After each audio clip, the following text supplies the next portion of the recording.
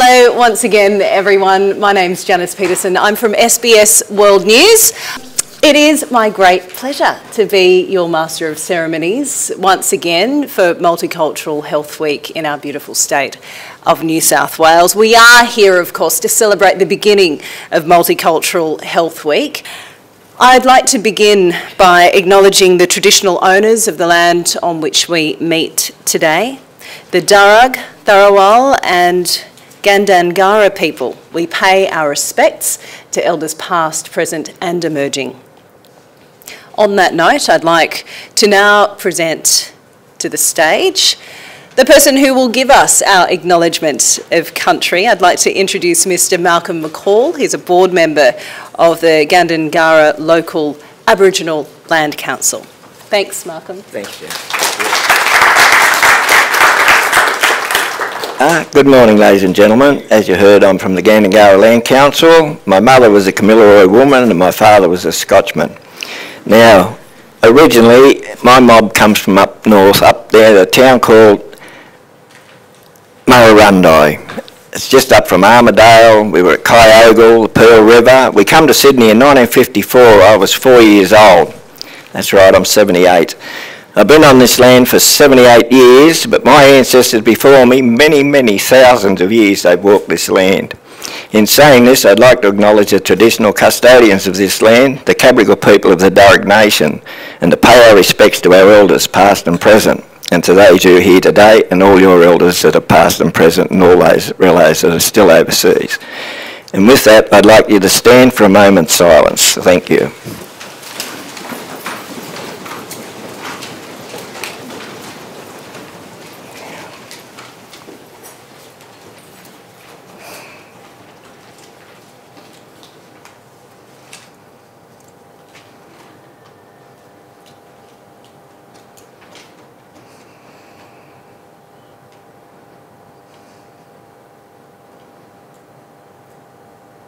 Thank you, ladies and gentlemen. Now, normally, I'd tell them to lock the doors and I'd give my little speech on diabetes, which is a real killer in the Aboriginal community, but today, I'm going to talk about multiculturalism.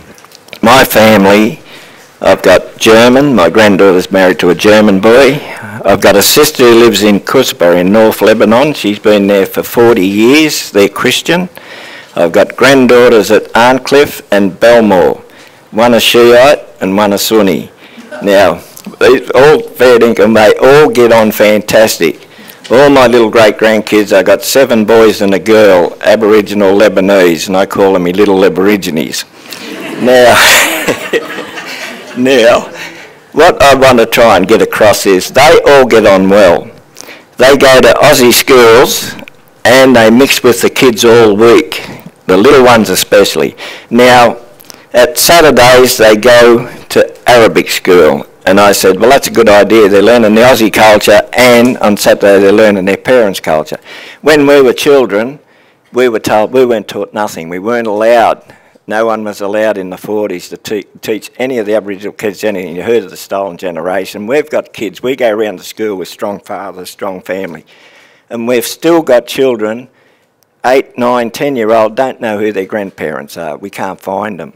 So what we tell you, and as I said, if you've got little kids, make sure that they mix with the Aussie kids growing up. Because as I said, I've had teenage kids come out here and they're being called wogs and everything like that. And that's wrong. And well, I've had a couple go back to Lebanon because they couldn't take it. But with the little ones, if you get them there early and let them learn and mix with the kids, and you'll find they'll grow up and there'll be a lot better world for them to get into. And all Arabic people here today, Alamak, okay? And I'll catch you next time. Thanks very much for having me here today. Thank you.